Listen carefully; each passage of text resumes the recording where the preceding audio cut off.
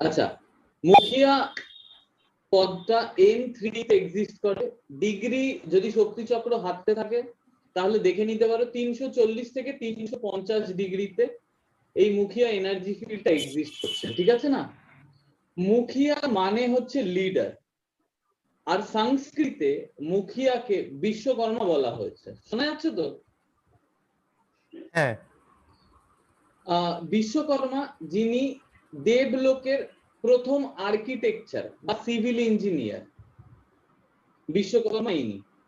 বিশ্বকর্মা ইনি যিনি বাস্তুশাস্ত্রটাকে ইন্ট্রোডিউস করেছিল আমাদের সামনে। বিশ্বকর্মাই ইনি যিনি তার 4 ছেলেকে 4টে ডিফারেন্ট ডিরেকশনে পাঠিয়েছিল এই বাস্তুশাস্ত্রটার বা বাস্তু বলে যে সায়েন্সটা আছে সেই সায়েন্সটাকে চারিদিকে ছড়িয়ে দেওয়ার জন্য। বোঝা গেল? তো মুখিয়া পদ is all about Vishwakarma. Clear? শোনা যাচ্ছে?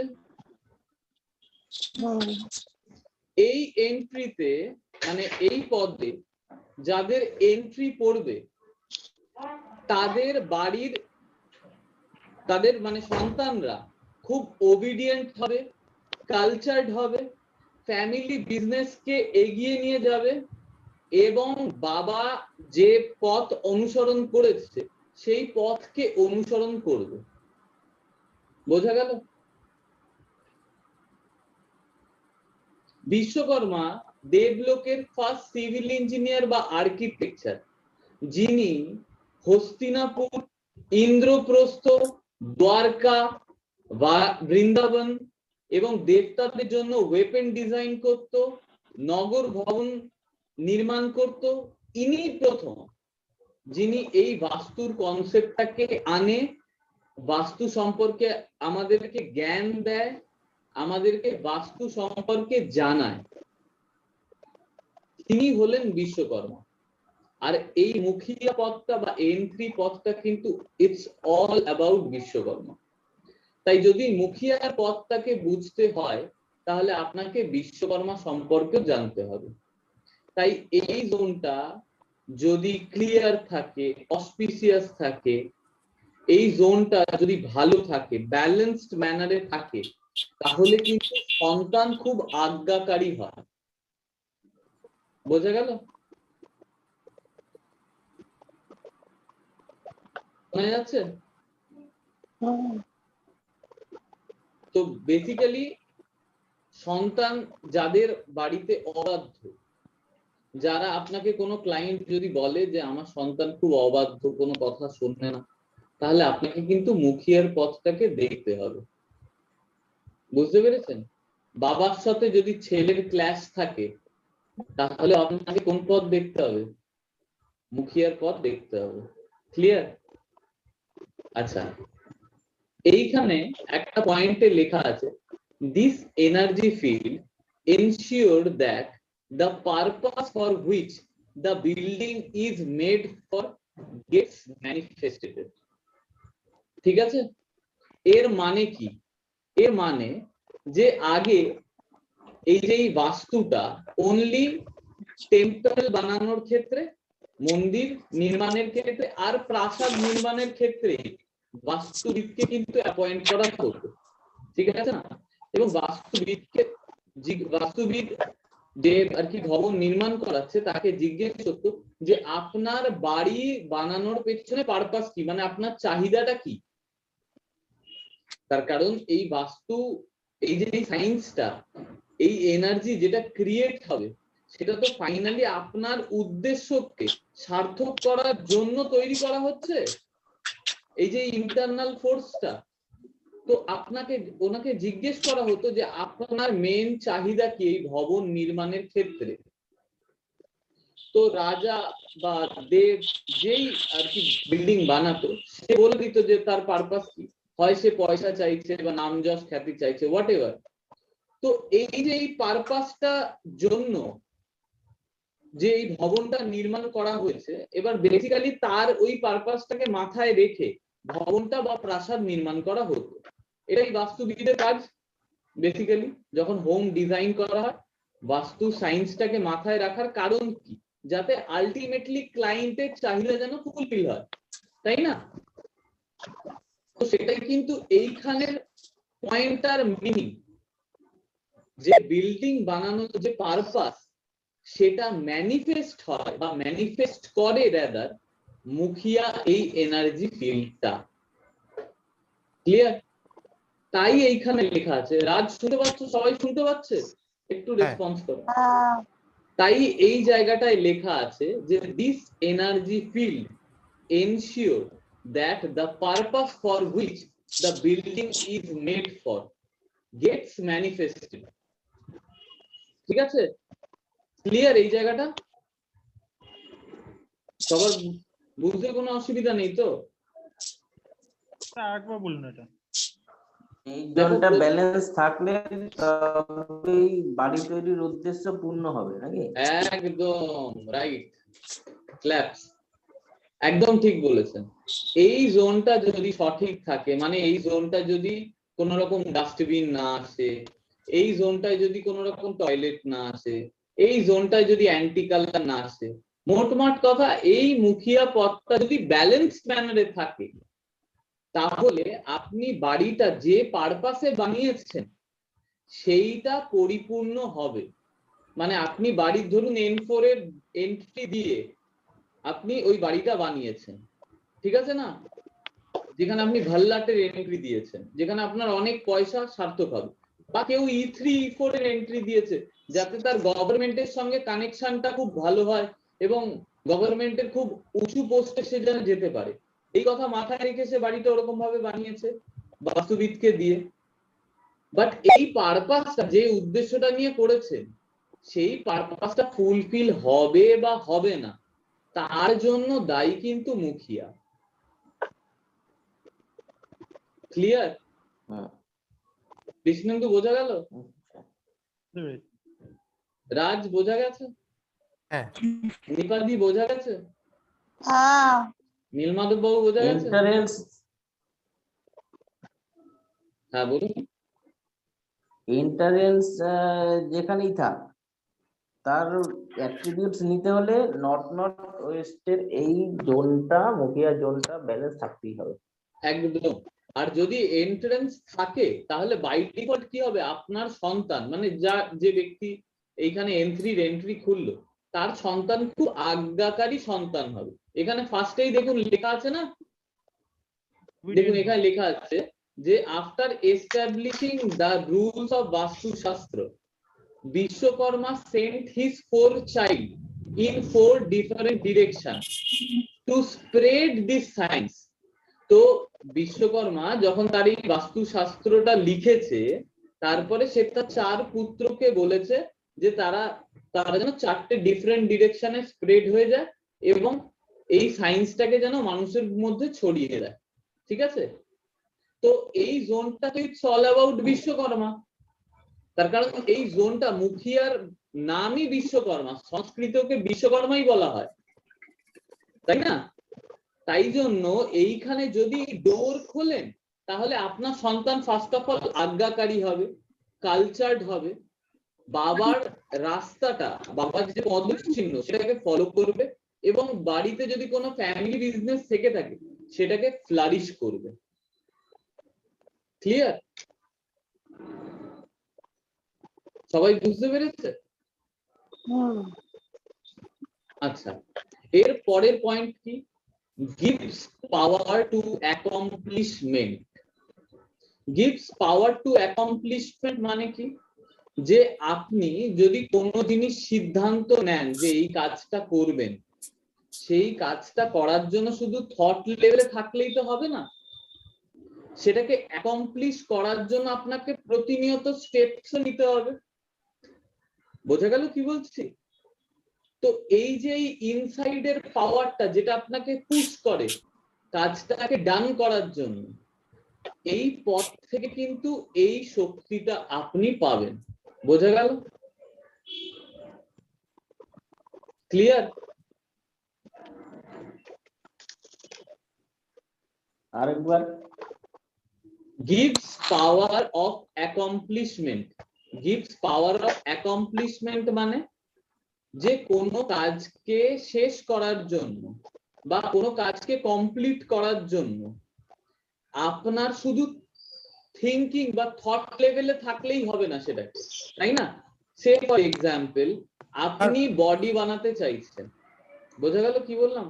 আপনি কেউ সিক্স প্যাক অ্যাবস বানাতে চাইছে তার ফিগারটাকে, বা কোনো মোটা ব্যক্তি রোগা হতে চাইছে, এবার সে শুধু ভাবলেই তো রোগা হয়ে যাবে না, তাকে ফাইনালি রোগা হতে গেলে তাকে জিমে ঘাম ঝরাতে হবে। তো এই যে এই ভেতরের পাওয়ারটা যে প্রত্যেক দিন জিম যেতে হবে, আমাকে ঘাম ঝরাতে হবে এবং আমার লক্ষ্যে স্থির থাকতে হবে, তাহলেই আমি ফাইনালি ওই রোগা হতে পারবো। এই যে এই পুরো প্রসেসটার জন্য যে পাওয়ারটার দরকার হয়, সেই পাওয়ারটা কিন্তু মুখিয়া পদের ব্যালেন্স হলে তবেই হয়। তাই কারোর যদি কোনো সমস্যা থাকে, কোনো ক্লায়েন্টের যদি এরকম সমস্যা হয় যে সে পুরো কাজটাকে ডান করতে পারছে না, মানে কাজ ধরছে কিন্তু কমপ্লিট করতে পারছে না, তাহলে কিন্তু আপনার মুখিয়া পথটাকে দেখতে হবে। ইনকমপ্লিট অবস্থায় যদি কেউ কাজটাকে রেখে দেয়, তাহলে কিন্তু তোমাকে মুখিয়া পথটাকে বিশেষ গুরুত্ব দিয়ে দেখতে হবে। ক্লিয়ার? সৈকতদা, হুম। বলছি যে তার মানে এই পথটা আমাকে কোনো কাজ কমপ্লিট করার জন্য, অ্যাকমপ্লিশ করার জন্য শক্তি প্রদান করে। রাইট, একদম। তাহলে তাহলে একটা প্রশ্ন থেকে যাচ্ছে, মানে কনফিউশন হচ্ছে। হুম। পুষা বলে একটা ডিটি আছে, দেবতা আছে, পুষা সাবিত্রা। আমি সবকটা আলাদা আলাদা বলবো, আগে যখন যেটা বলছি বুঝতে পারছো আমি কি বলছি? ডিফারেন্সিয়েটটা বুঝতে পারছি না। তুমি সমস্ত কিছু আগে এটার বুঝে না, তারপরে যখন আমি ওইটায় যাব। চিন্তা ভাবনার জগৎটাকে বাস্তবে রূপ দেওয়ার জন্য এই পূজনটা। রাইট, ঠিক আছে, আগে একটা একটা করে বুঝো, তার কারণ এইটা বুঝে গেলে আগে এটাকে পুরোপুরি বুঝে নাও, এটা স্ক্রিনশট দরকার পড়লে তুলে নাও, ঠিক আছে না? একটা একটা করে ক্লিয়ার করলে তোমাদের প্রত্যেক কটার ক্লিয়ারিটি চলে আসবে। দেন যেখানে তোমাদের কনফিউশন আসছে কোরিলেশনের, সেটা আমি ক্লিয়ার করে দেবো, ঠিক আছে? না আমি বলছি যে পোষানেও শুনেছি নাকি অ্যাকমপ্লিশ করা, কোনো কাজ শুরু করলে সেটা শেষ করার ক্ষমতা দেয়। রাজ, পোষা না, পুষা, ঠিক আছে?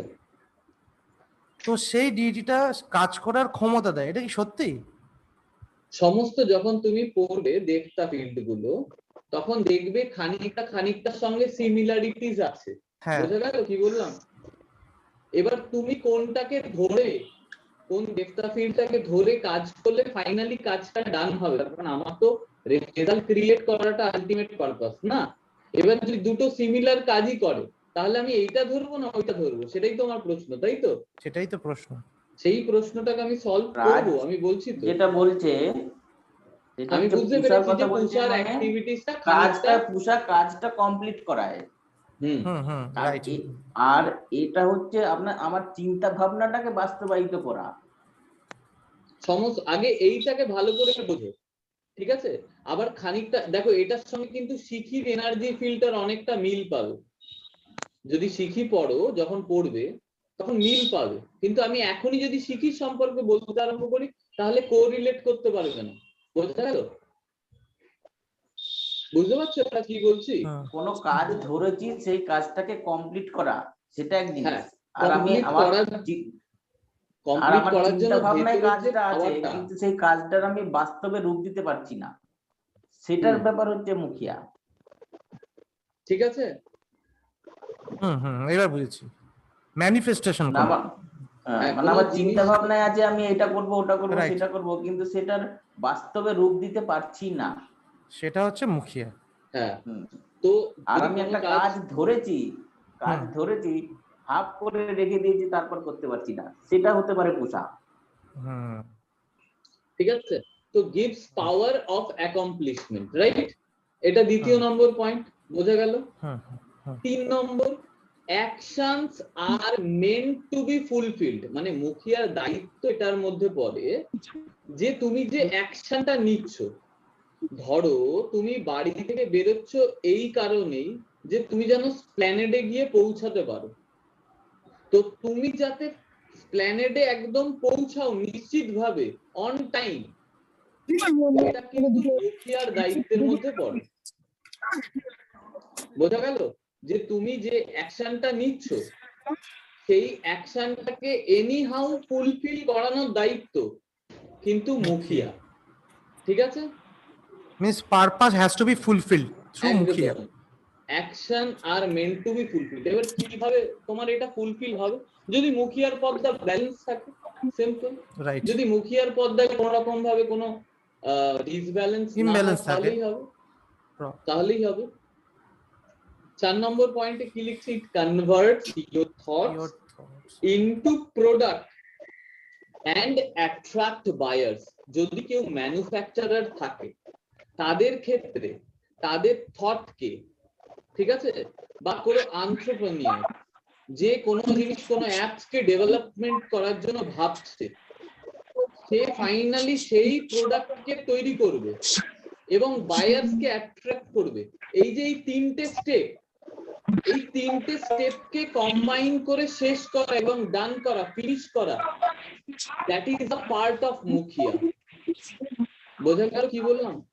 মানে এটা ম্যানুফ্যাকচারারদের কনটেক্সটে খুব অ্যাপ্ট, মানে ম্যানুফ্যাকচারারদের জন্য এই মুখিয়া পদটা কিন্তু খুব ইম্পর্টেন্ট হয়ে যায়। তার কারণ ফাইনালি তাদের প্রোডাক্টটাকে কিন্তু সেল করতে হয়, রাইট? ক্লিয়ার? মানে আমি যেটা আমি চিন্তা করলাম সেই হিসাবে প্ল্যান করে আমি প্রোডাক্টটা ক্রিয়েট করছি এবং সেটাকে আমি অ্যাট্রাক্ট করছি, এই প্রোডাক্টটা দিয়ে আমি বায়ারকে অ্যাট্রাক্ট করছি। এই যে এই পুরো প্রসেসটাকে একদম ফুলফিল করার জন্য মুখিয়া একটা মেজর রোল প্লে করে। তখন কিন্তু মুখিয়ার এনার্জি ফিল্ডটাকে তোমার ব্যালেন্স ম্যানারে রাখতে হবে, যেটা তোমার 340 থেকে 350 ডিগ্রিতে এক্সিস্ট করে, রাইট?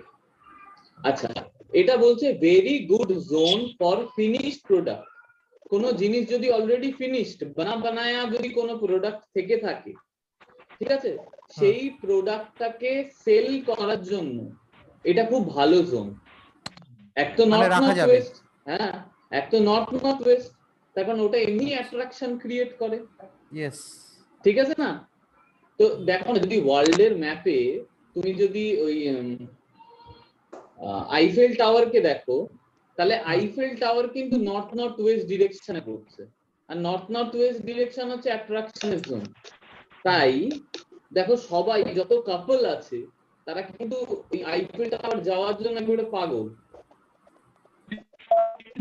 তাই না? তো ওটা অ্যাট্রাকশনের স্থান। বোঝা গেল কি বললাম? তাই ফিনিশড গুড কে, যদি তুমি কোনো ম্যানুফ্যাকচারার হও, তোমার কাছে কোনো ফিনিশড গুড আছে, বা তুমি কোনো দোকানদার হও, সেক্ষেত্রে তুমি এই জোনটা মুখিয়ার পদে যদি এই জোনটাতে তোমার ফিনিশড প্রোডাক্ট রাখতে পারো, বা কোনো ধরো দোকানদারের জন্য তুমি তার বাস্তুটা করছো, তার সেলেবল আইটেম গুলো তুমি যদি মুখিয়ার পদে রাখো, তাহলে কিন্তু এটা খুব ভালো সেল ক্রিয়েট করে দেবে তোমার জন্য, রাইট? ক্লিয়ার? হ্যাঁ। আচ্ছা, লাস্ট পয়েন্টটা কি আছে? অকুপেন্টস অফ দ্য ফিল্ড। মানে যদি এই জোনটায় মুখিয়ার পদে যদি কেউ তার বেডরুম বিছিয়ে, মানে বেডরুম রেখে, মানে বেডটাকে প্লেস করতে পারে, মানে N3 তে যদি বেড প্লেস করা হয়, যদি কেউ অকুপাই করে এই মুখিয়ার পদটাকে, তাহলে তার মধ্যে কিছু ক্যারেক্টারিস্টিক্স ডেভেলপ করবে। এক তো সে খুব ইন্টেলিজেন্ট হয়ে যাবে, দ্বিতীয় তার মধ্যে লিড করার ক্যাপাবিলিটি চলে আসবে, তৃতীয় সে খুব ক্রিয়েটিভ হয়ে যাবে, চতুর্থ সে খুব নলেজেবল পারসন হবে, এন্ড সে নেম এন্ড ফেম কেও অ্যাট্রাক্ট করবে। বোঝা গেল?